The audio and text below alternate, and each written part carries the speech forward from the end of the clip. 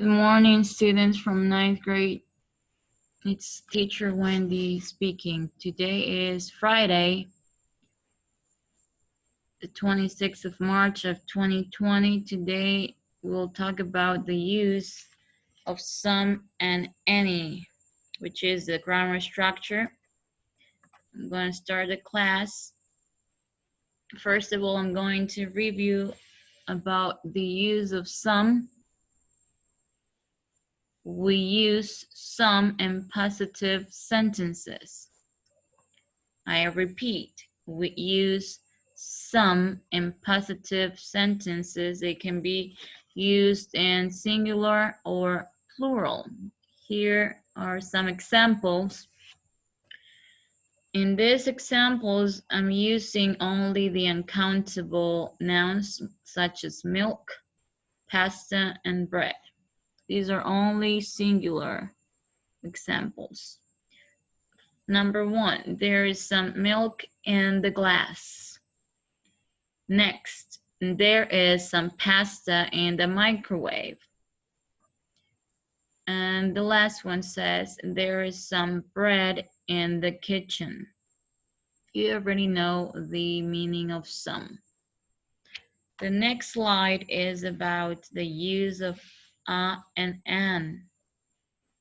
We use and an with countables in singular.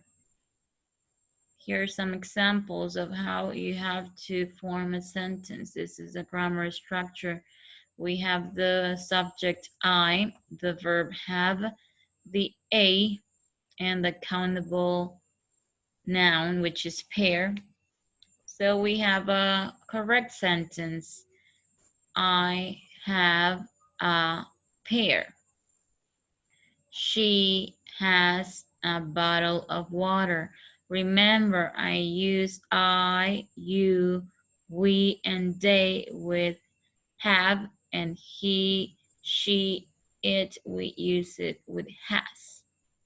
Why do I place a before a word is starting with a consonant?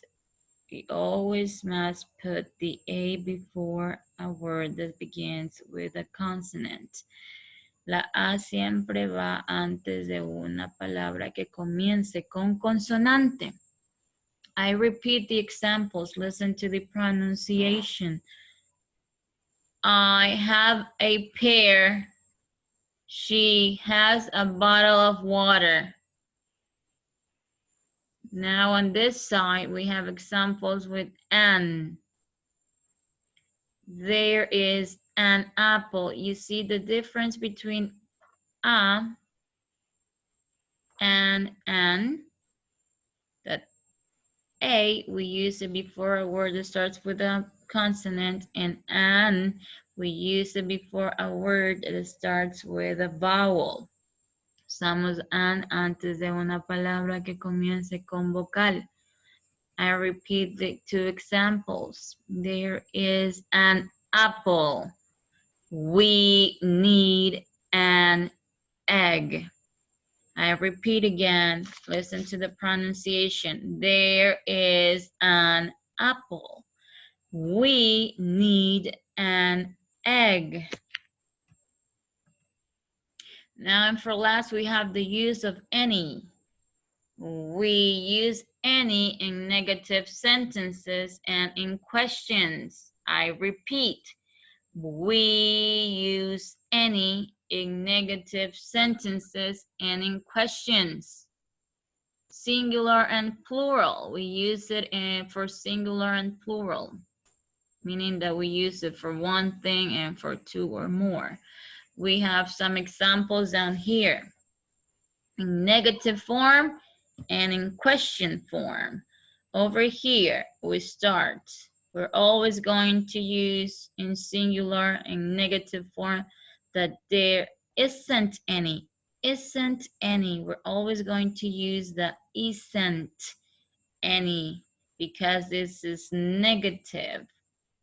We use only negative sentences and questions for